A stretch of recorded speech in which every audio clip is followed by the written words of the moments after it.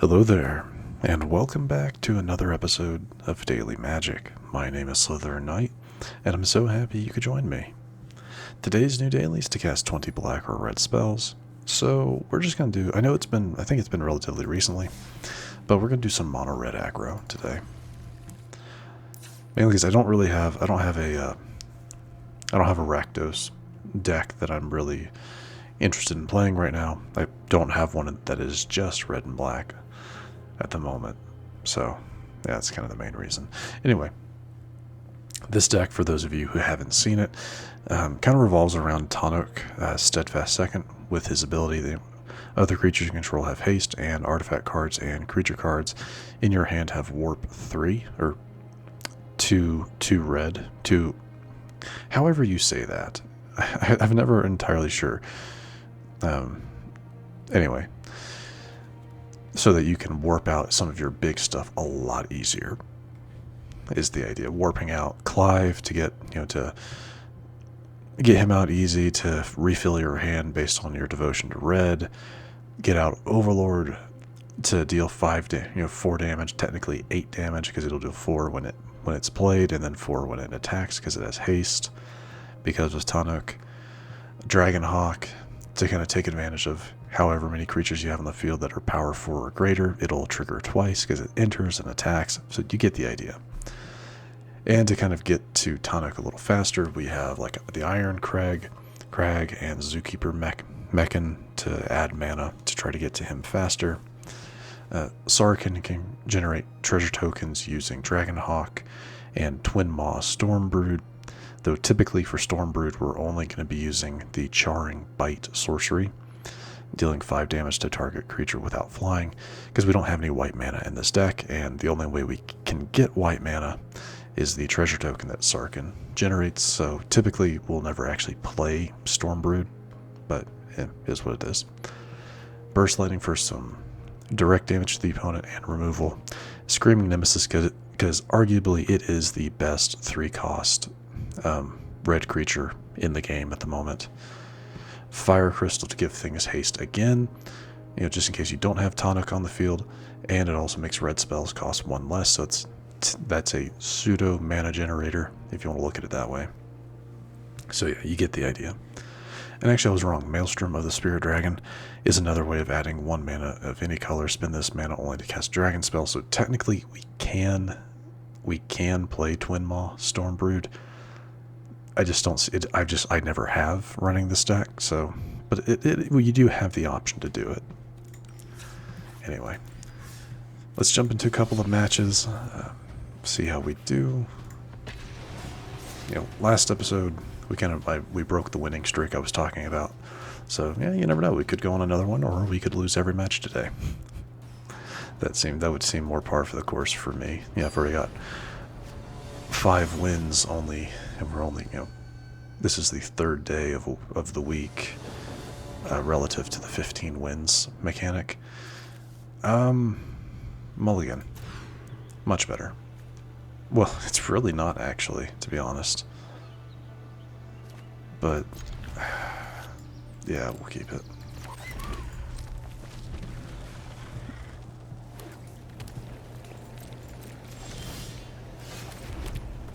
Yeah, sure. Play Sarkhan. Nothing to behold. Nothing to behold, but it does get a 2/2 creature on the field, at least. Oh, that's great.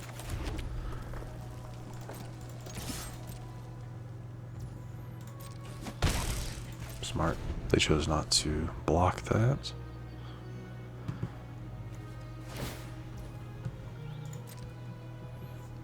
So they're wanting to put an extra land on the field. Gotcha.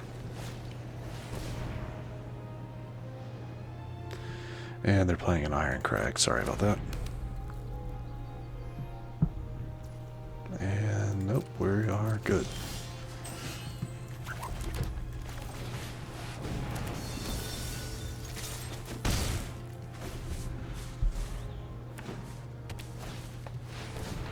Map the frontier. Put some more land on the field. Yeah, I don't like this. I don't like how much land they're getting.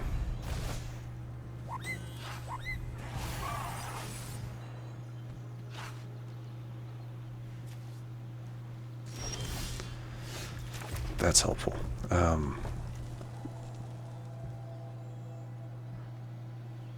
Why? Oh, right. No, that is one off. So that's 5.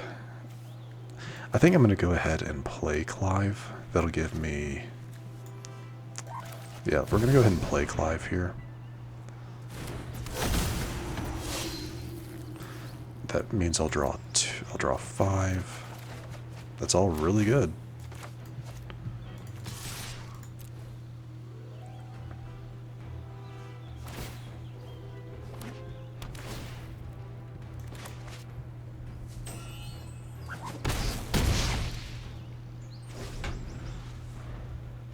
I just hope they don't get what they need.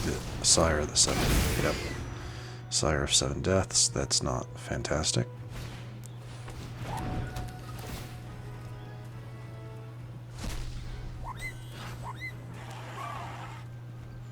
Okay. 5 damage. Yeah, no reason to play you. I will be doing this one. You have reach, right? Yeah, that's unfortunate.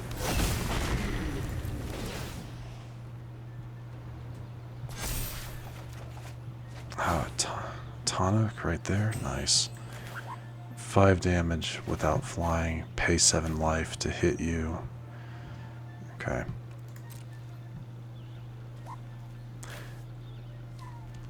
Yeah, you are legendary, so no attack. At least hit him for that. All I need is Sire to be tapped. That's fine. Yeah, that's fine.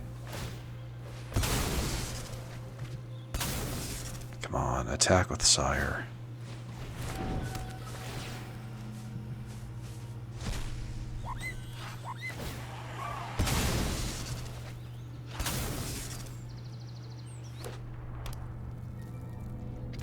Smart.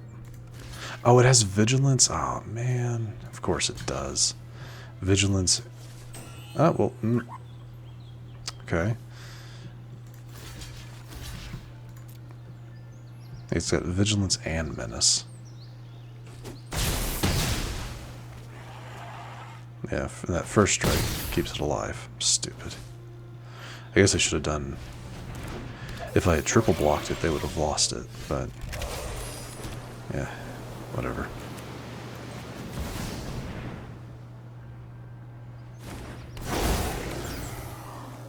Yeah, I can warp you in. It's not helpful.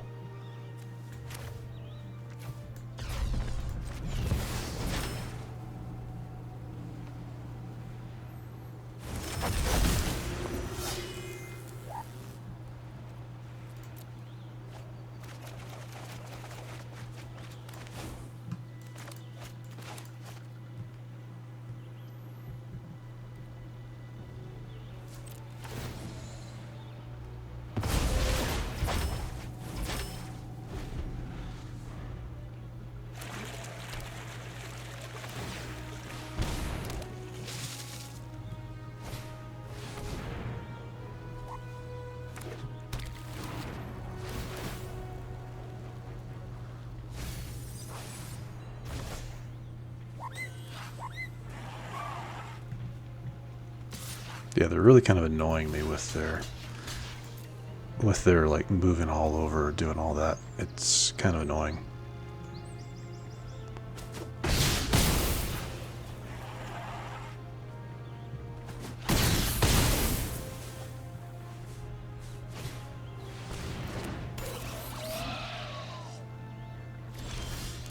I mean, it makes me genuinely think that they're having issues.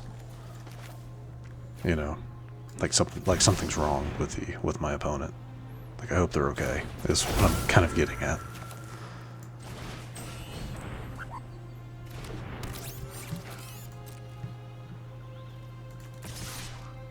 Sure, yeah. Yeah, just the one. Okay. Yeah, why? Sure, that's actually a good point. It won't take any damage doing that.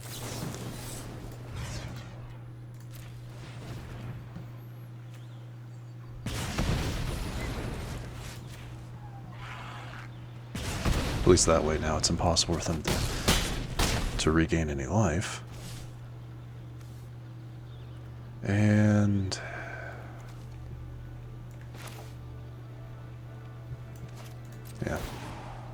yeah, no extra damage, but I essentially did the extra damage they would have taken.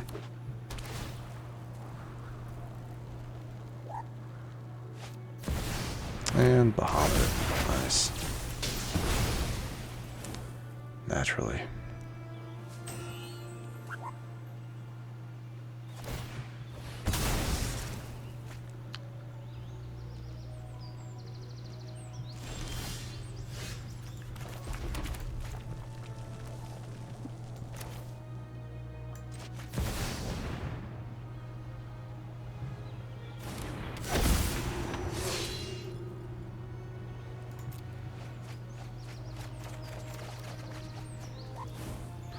Oh, Boilerbilges is nice.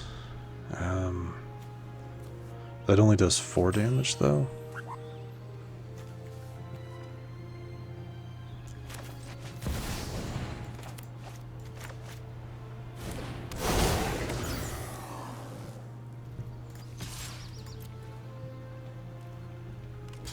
Are you...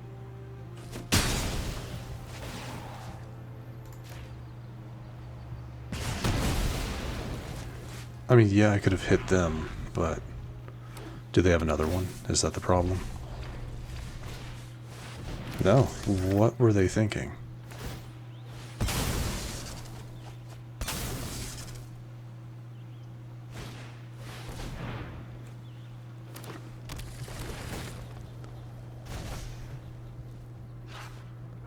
No, yeah, I'm just a tad bit confused, but whatever.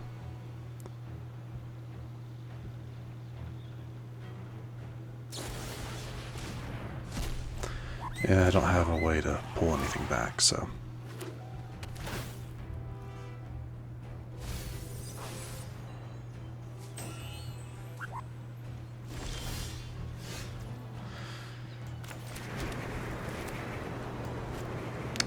no, you're just coming out.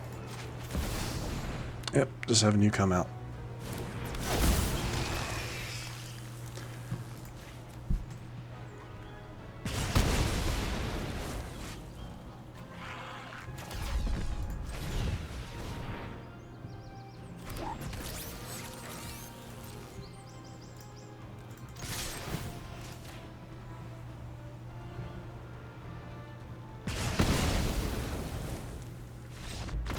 That's what I thought. That was a match. I just, wow. A lot was going on in that match. Just wow. But I'll take the win. I have no idea like what they were doing there. That was very much a, get lands on the field to be able to do whatever you want. Why did they block Screaming Nemesis with Bahamut? That was the dumbest thing they could have done. I don't understand. I don't understand that. They would have been safer, I think, just taking the damage there instead of blocking. Because they had to have known that I was going to then... That, yeah, I was losing Screaming Nemesis, but the damage it took I was going to use against their Bahamut to get rid of it. If they blocked with it, but... I don't know. I don't know what was going through my opponent's head there. Maybe they, for half a second, forgot what Screaming Nemesis does. I don't know. But I will take it. I'll take the win. Unfortunately, that is the only match we're going to do today, because that took a lot longer than you would think. But don't be sad. We do have at least one pack to open, so let's get to that. So, nothing new in the commons and uncommons. What about our rare? Loading zone. I think we've gotten this one before as one of these pack openings. If one or more counters would be put on a creature, spacecraft, or planet you control, twice that many of each of those kinds of counters are put on it instead. The idea here, at least from my understanding, is that you're about to go into a turn where you're going to get a lot of counters. Warp this in for cheap. Warp it in for cheap. Do all of your things that give counters, if there are other spells in your hand or whatnot. it doubles them up. And then you have, it doubles them up. This comes back to your hand to where you can play it later for its full cost, just later on. So yeah, I can definitely see this being used in some things. Yeah. But anyway, with that, we are going to wrap things up. So if you enjoyed this episode, which I do sincerely hope you did, please feel free to hit that thumbs up button down below. And if you happen to be new to the channel, hello, welcome, and please do consider subscribing. And to stay up to date for whenever new content is released, don't forget to hit that bell icon after you subscribe. But other than that, thank you so much for watching. I really do appreciate it. And I will see you all next time.